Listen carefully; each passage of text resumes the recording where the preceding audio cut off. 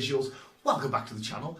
And hopefully you're having a good time, because I'm having a good time, because I've just watched Newcastle beat Southampton 3-0. One of them. Oh, gotcha. Welcome back to Superhero Wednesday, the day of the week where we talk about anything superhero-wise. And I'm going again with movies, superhero movies. And I'm going to take a look at the posters, because the posters, like the thumbnail says, pictures can say 1,000 words, or more than 1,000. I don't know what the saying is. I think that's what the saying is. I'm going with it anyway.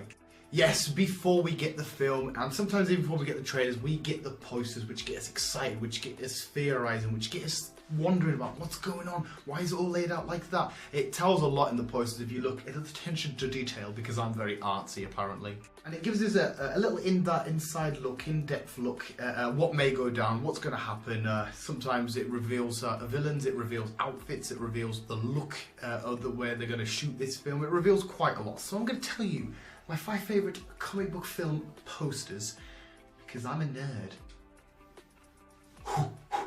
Random. Zoom in. I'm not even going to stop for this one.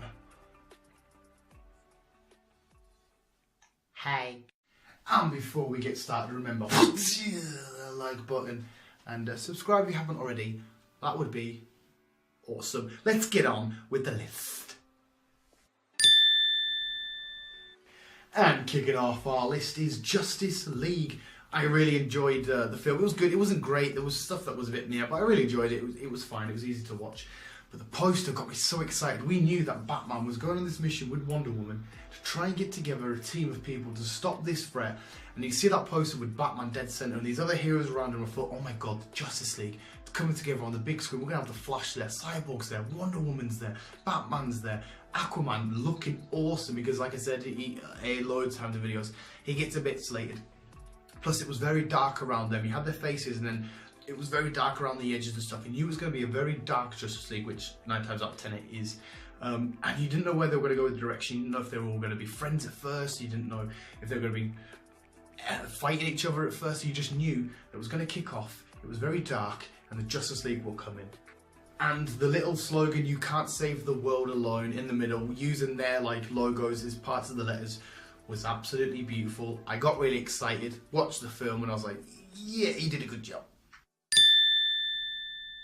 Civil War. Now there's a lot of posters for the different films, and Civil War was no different. It had a lot of different posters, but The Divided We Fall, Captain America, Iron Man, face to face, it just said it all. It just said, oh my god, we're going to see the 2 big massive pillars of the MCU come at it. We've seen it happen in the comic books loads of times, but the first time on big screen we're going to see these 2 really come at it with everything they've got.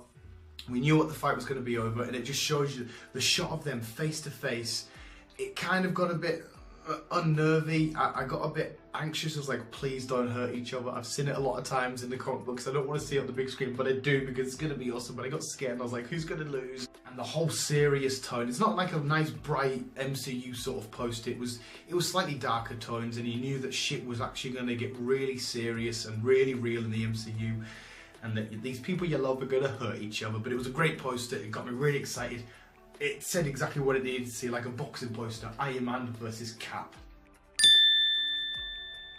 Guardians of the Galaxy! Absolutely amazing poster, because we have the team, we have a massive battle in the background, the Milano's flying there, but this poster said a lot. You knew it was going to be visually beautiful. You knew there was going to be some crazy battle action sequences. You got Rocket firing his gun, like I said, the Milano fighting in the background, Star-Lord in gun pose, Gamora and Drax in a fighting pose. But you knew it was going to be fun because of the way Rocket sat holding his gun, ready shooting away, Groot in the background, sort of charging up with an angry-ish look on his face. But you knew this was going to be a whole new different way that it's going to take the MCU, how they can do comic book films. You just knew the film was going to be absolutely amazing, and guess what? It was. Spider-Man Homecoming. Now this poster sold everything that it did, and it delivered on so many levels. See Spider-Man in the middle, sort of like in an action-y pose. Iron Man just to his right, like his little angel on his shoulder, his voice in his ear, guiding him the right way, because that's what Tony Stark / Iron Man was to Spider-Man. His little voice, the guidance that he needed to truly become the Spider that needed to become. But in between them, you see the Avengers Tower, which obviously has a huge plot.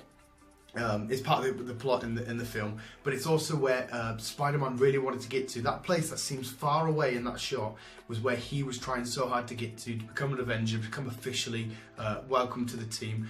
So to For the tower to be between them two was absolutely amazing, but then you see the threat behind him. You see that the vulture's luring over him.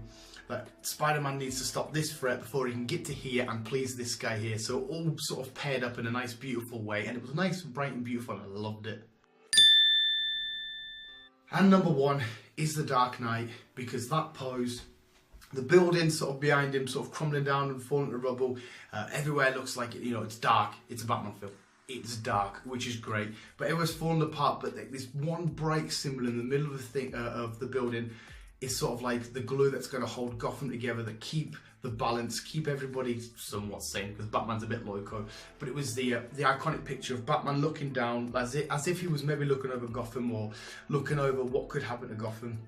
But this symbol of justice, and this symbol against war on all crime to keep this city safe, was just looming there in the background whilst everything else was going to chaos.